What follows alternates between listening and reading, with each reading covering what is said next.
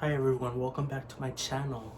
In today's discussion video, which I haven't done in a while actually, I just want to go over why I love, like the things I love about the Xenoblade franchise and the things I dislike about it. So I guess here we go. I'll start in chronological order of when the game's released. So the first one here is Xenoblade Chronicles 1 or Definitive Edition on the Switch. Now for this game I really, also I should say spoiler warning. If you're interested in these games, then full spoilers. I'll be talking about the story and the details and all that stuff. So anyway, in the first game, I really enjoyed the story about it.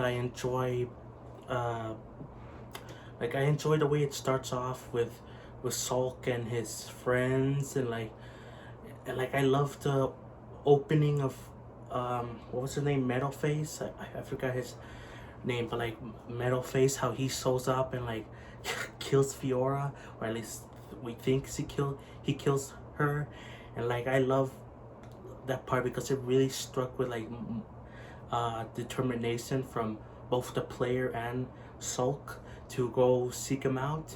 The one thing I love about this game is the way they do foreshadowing.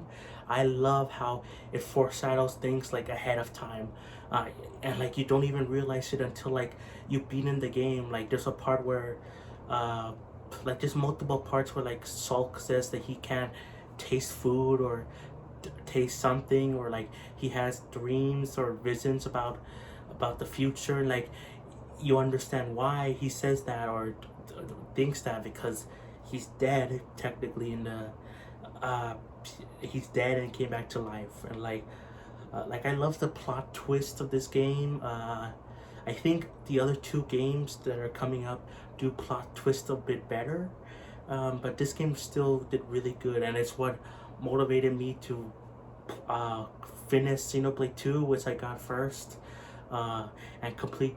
I love the series. This was the game that got me to love the series and play all of them, and I really do appreciate it. I love the open world aspect to it. Technically it's not open world, but like it's very open. I love the side quest. Hot take, but like I think the side quests here are actually kind of better than like Xenoblade 2. Xenoblade 3's, they're tied, but like I think the side quests are really easy, really fun, and really quick to do, that I enjoy doing them. And yeah, like I love again the worlds, the environments. Like I love everything about it. The characters are great. If I had to pick like a least favorite character, maybe it's Sarla, or yeah, maybe Sarla. Even then, I do like her a lot, but I think she has the weakest development out of the entire cast. Like Melia, Fiora, Ricky, Dunban. Like I love all of them. Besides Sarla, maybe Fiora has the weakest character, like overall. But again, I love them all, even if I dislike some of them. But yeah, I love this game. I love the Monado. It's really cool. I wish I had it in real life. It's honestly probably my favorite of the swords in the Xenoblade franchise. And I mean, yeah, story is great. One thing I'll kind of spoil right now is that I think Xenoblade 1 story is made better by Xenoblade 2's, but we'll talk about that in a bit. As for the epilogue, I'll talk about the epilogue now. The epilogue is like really cool.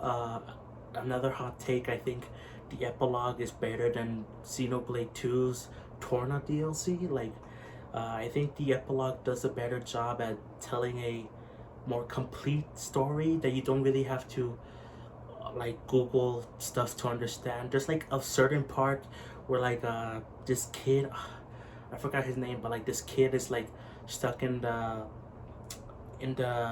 Alchemoth, is, and like Tyrea finds him there, and it's like not explained that well, like when it took place, like when was he there? Was he there after, like, you know, after it got uh because it was in the ocean and then it floated up to the Bionis shoulder. So it's not really explained that well when he got stuck in there in the Alchemoth. Was it like when that happened, or was it like right before? And like it's not really explained that well, but like besides that, I think everything else is pretty good in the epilogue.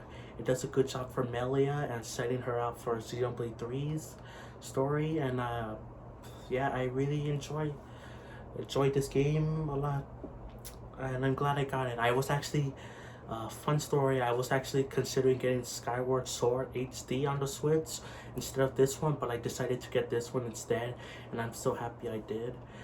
Because I already got Skyward Sword on the Wii, specifically Wii U for $20, but I was thinking about getting it again on Switch. But I'm so glad I got this one instead, because I never had Xenoblade before. Well, I never had the original before. Now, I don't have a physical copy for Xenoblade X on the Wii U. So let's talk about it like that. I bought it digitally on the Wii U a few months ago to prepare myself for Xenoblade 3's, because I finished Xenoblade 1, the epilogue, Xenoblade 2, and the DLC. So I wanted to play the other Xenoblade game before Xenoblade 3 came out. And I did pick that one up. And I liked it, but it's probably the weakest Xenoblade game in my opinion. Now, for the positives, I really do love the open world. Like, it is completely open world. The other ones are like, they have open environments and they feel open world, but Xenoblade X is really open world. And I love the environments, I love the movement. I love that you could like jump and like you don't take fall damage. Like, I love that a lot. I love the environments. Like, it's really beautiful. Like, it looks great on the Wii U. Like it looks amazing. So yeah, it's a great looking game. I love how it looks like, and I wish it would, I honestly wish it would be put onto the Switch. Now, for the things I don't like about it, the story is the weakest out of all the Xenoblade games. It's actually a good story for the most part, but like, it's definitely not the focus of the game at all. It's good, but like it's not great, or there's like no plot twist beside like one about the character Lao, who's like a good guy, and then like he turns bad and he turns like good again. It's been a while since I played, but it's an okay story, I guess. Not the best by any means. Also the like equipment system, I didn't talk about this with the first game, but I actually like the equipment system in Xenoblade 1. I like how simple it is. I like how you could change up your looks, and like it looks very organized but very what's the word, detailed. But Xenoblade X's detailed equipment system is like really confusing, really complicated, and like very ugly, dare I say, which is another reason I wish it was put onto the Switch. I think it would look, they would make it look better, the equipment system, I mean. But yeah, I mean, that's basically it for the positives and negatives of that game. It's definitely not the best Xenoblade game. I like it, but I think it could improve a lot with a port to the Switch or like a sequel or whatever. I love the open world. That's the thing I love the most about the game, and I hope at the very least that comes back into Xenoblade sometime soon. Yeah. Xenoblade 2. So this game I got first in 2018. This was the first Xenoblade game I ever got. And I played a little bit of it, and then I fell off. I couldn't, like, I liked it. I knew it was a good game, but I couldn't figure out like a part in chapter 3, like the final boss of chapter 3. I couldn't figure it out. I tried to level up and grind like crazy, and I was too stubborn to change the difficulty. Eventually I was actually able to level up enough to beat the boss, and I was able to go a little bit forward into chapter 4, but I still didn't finish it until Xenoblade 1. I beat that and I played through it all, and that got me motivation to actually finish Xenoblade 2, because I didn't look up spoilers, but I knew that this was connected to Xenoblade 1, and I know it's a sequel, but like it was directly connected somehow. So I'm like, oh, I gotta find out how it. And then like as I went on, the story got really good. Actually, I like the story, but it got really good. The second half of the game, and it was like really, really interesting. I love the way they hinted at what connects Xenoblade 1 and 2 through like what's it called, like visions basically. Rex has visions, so whatever, when he touches the sword in chapter 7 or I think it's, or no, chapter 6 I think, but it hints at it. And I love that it does that. And in the game, this game probably has the best final chapter slash ending of any of the games I played.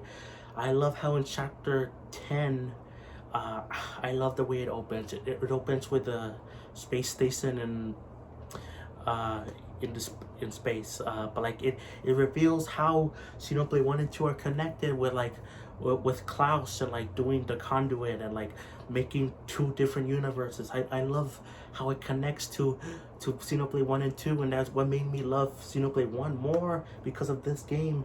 Like I love the story. I think the story, it's hard to say. I think the story is better than Xenoblade 1 eventually, but I think overall Xenoblade 1's story is more consistently good. But like this game, this ending and like the second half of the game is like really good. For the things I don't like about it, again, like I couldn't really get into it because of like I was stubborn and slash like the level grinding and stuff like that. I think that's a slight problem. The other problem I have is like the what's it called, the blade system. I like the blades, but like the way to get them is like painful. It took me forever to get all the blades in this game. And like I was trying to do all the blades and all the story stuff just in case if Xenoblade 3 had anything to do with that. So I did all the I tried to unlock all the blades and do the stories, and that took forever. So again, Xenoblade 3 actually did fix this with having, there was no gacha mechanic. It was just there. But this has a gacha mechanic, and like it's randomly decided if you get a character or just a common blade. So that's one of the things I really dislike the most about this game. And it has issues where I think Xenoblade 1 is better, but overall I still love this game a lot. And even though Xenoblade 1 made me love Xenoblade as a franchise, this was my first Xenoblade game, so I have to appreciate it there. Like, it's a good game, with some problems, more than the other ones. Oh, I forgot to mention, I was about to move on to Xenoblade 3, but I forgot to mention the DLC.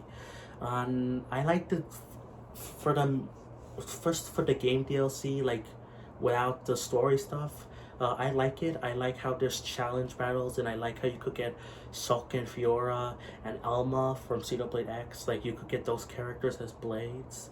So I like that. And the challenge battle is good and all. The side quests are okay. Not amazing, but yeah. But the story DLC, I was disappointed by it. It's good. It is good. I played it a second time, and I think it's better the second time around.